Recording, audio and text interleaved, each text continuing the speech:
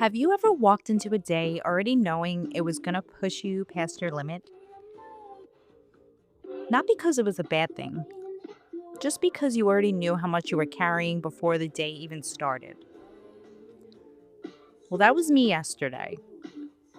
It was my sister's birthday, and we planned a beach day. I was actually looking forward to celebrating with her. I wanted to be there for my sister, and I wanted to give my girls time to spend with their aunt, make her birthday feel special. But if I'm being honest, I also knew this wasn't going to be an easy day for me. It's not that I don't like the beach, it's more that taking my kids to the beach at this stage of life is overwhelming. They're super energetic, curious, and they don't always listen. I feel like I'm constantly watching in five different directions, making sure everyone is safe, making sure no one wanders off, making sure everyone's having fun, while secretly trying to keep myself regulated. Um, Before we even left the house, I remember thinking, this is probably going to be hard. And that thought stayed with me. The interesting part is, I went anyway.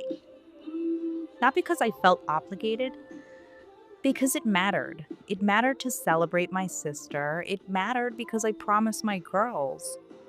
Sometimes we know exactly how a day is going to challenge us, and we choose to show up anyway because the people we love matter. Lately, I've been trying so hard to hold on to the peace I found at my retreat.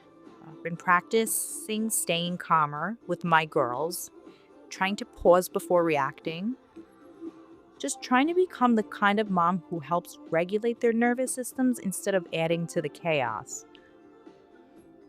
Some days I feel like I'm making real progress, and other days, life reminds me how much practice this really takes. And on top of that, my anxiety has been higher lately. My hormones have felt all over the place, and I'm actually getting that checked out because I know it's affecting me. I'm worried about my dad. I'm trying to be present for my husband. I'm navigating difficult emotions with my mom. I'm recording this podcast. I'm trying to be a good sister, a good daughter, a good wife, a good mom. By the end of the day, I had nothing left. I got overwhelmed. And afterward, I was so disappointed in myself. Not because I went to the beach, not because I celebrated my sister, but because I wanted so badly to stay calm. I want my girls to remember a mom who is peaceful, a mom who can handle hard moments without falling apart. Ever since my retreat, I've been trying to bring that version of myself home. So when I had a bit of a meltdown at the end of the day, I immediately felt like I had failed. But later that night, after I had some time to think, one question kept coming back to me. What exactly did I expect from myself after knowingly pushing past my limit? The question stopped me because if I knew before leaving the house that I was already emotionally running low, if I knew the day was going to require more from me than I really had to give, why was I surprised when I eventually hit a wall? It reminds me of driving with the gas light already on. You know the tank is almost empty, but you keep driving because somewhere you're going matters. Then eventually, the car runs out of gas. You don't blame the car. You knew it was running on empty. So why do we expect our minds and bodies to somehow be different? I'm starting to think that healing isn't about never reaching your limit. Maybe it's about recognizing when you're getting close to it. Maybe it's about understanding that sometimes you choose to spend your emotional energy on something that's worth it. Yesterday was worth it. If someone asked me tomorrow if I do it again, I probably would. I'd celebrate my sister again. I'd watch my girls spend the day with their aunt. I'd make those memories again, and I wouldn't change that. What would I change? Is the expectation I placed on myself afterward. Um, I expected myself to come home with the same patience, the same emotional energy, the same calm that I started the day with, which wasn't much. Looking back, that wasn't realistic. Now, the people we love are worth showing up for, but showing up has a cost.